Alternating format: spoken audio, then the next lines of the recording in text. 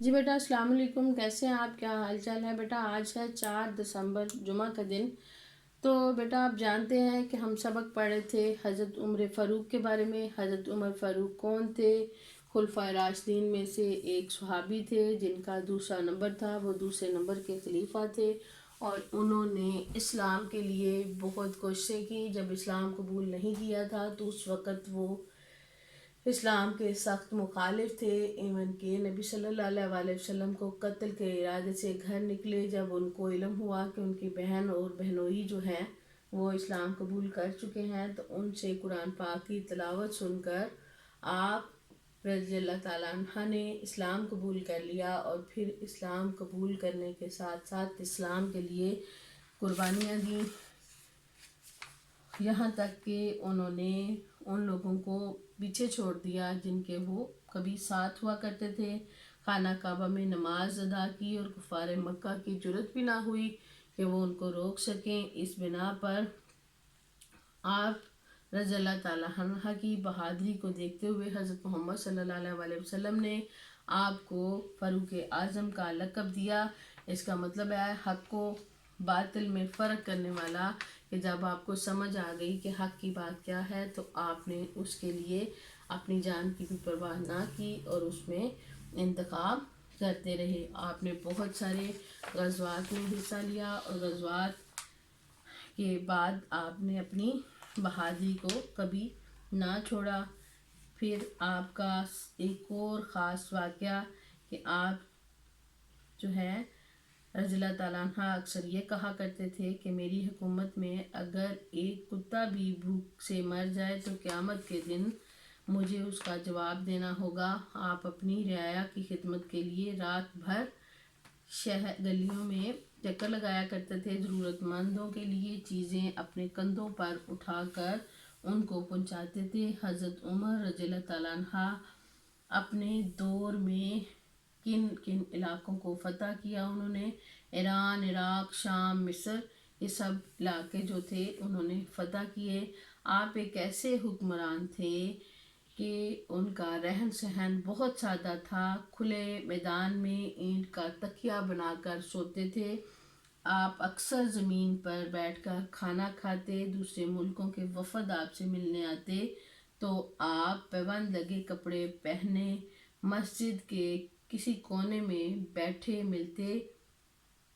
آپ رضی اللہ تعالیٰ عنہ نے نبی کریم صلی اللہ علیہ وسلم کی فرمان قوم کا سردار اس کا خادم ہوتا ہے کہ اس پر عمل کرتے ہوئے تقریباً 10.5 سال حکومت کی، ٹھیک ہے، اور پھر ان کی 1 محرم 24 ہجری کو ان کی یوم شہادت ہو گئی، ٹھیک ہے۔ اور آپ ایسے خوش نصیب تھے کہ جن کو نبی صلی اللہ علیہ وسلم کے پہلو میں دفن کیا گیا۔ تو بیٹا ہم نے اس کے صفحہ نمبر 76 پر کثیر انتخابی سوالات کیے تھے، ٹھیک ہے، کثیر انتخابی سوالات کیے تھے۔ پہلے پہ ہم نے دائرہ لگانا تھا، دوسروں کو ہم نے غلط درست کرنا تھا، اور تیسرے نمبر پہ اب ہم نے اس کے سوالوں کے جواب کرنے ہیں، جو کہ پہلا سوال ہمارے پاس تھا حضرت عمر فاروق کے اسلام لانے کا واقعہ اپنے الفاظ میں بیان کریں۔ تو بیٹا یہ سب بچوں نے اپنا اپنا کرنا تھا کہ ان کو حضرت عمر فاروق کے بارے میں کیا سمجھ آئی، ان کے اسلام لانے کے الفاظ ان کے پاس کیا تھے۔ اب ہم دوسرا سوال کریں گے، حضرت عمر کو فاروق کا لقب کیوں عطا ہوا؟ حضرت عمر فاروق کے اسلام لانے سے مسلمانوں کو کیا فوائد ہوئے؟ ٹھیک ہے، اب ہم یہ کرتے ہیں، ٹھیک ہے۔ ان کو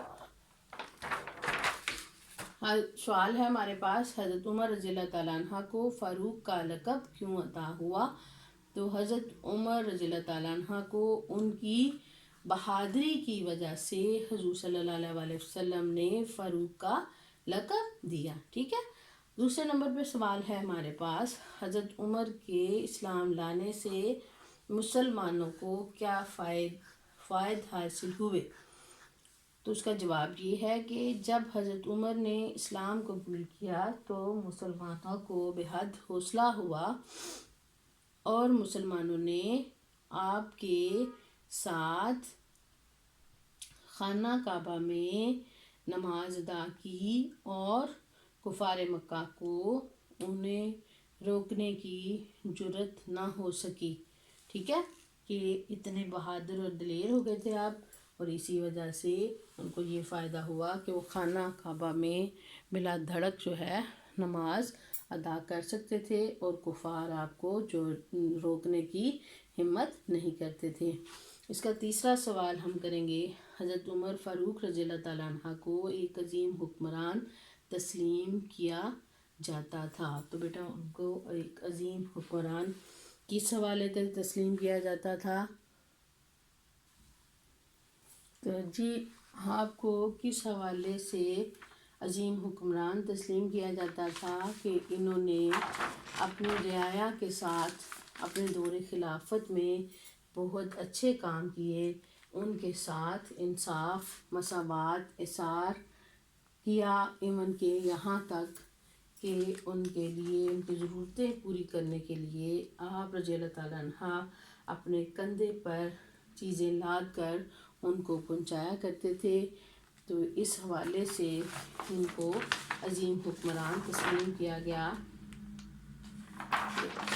آپ رضی اللہ تعالیٰ عنہ کو اپنے دور خلافت میں انصاف، مساوات، ایثار اور اپنی رعایا کی بھلائی کے کاموں کی وجہ سے دنیا کا عظیم حکمران تسلیم کیا جاتا تھا. ٹھیک ہے بیٹا، تو ہم نے آج کے سبق میں حضرت عمر فاروق کے مختصر تعارف کو دیکھا، اور اس کے بعد ہم نے اس کے 3 سوالات کیے جو کہ صفحہ نمبر 68 پر ہیں.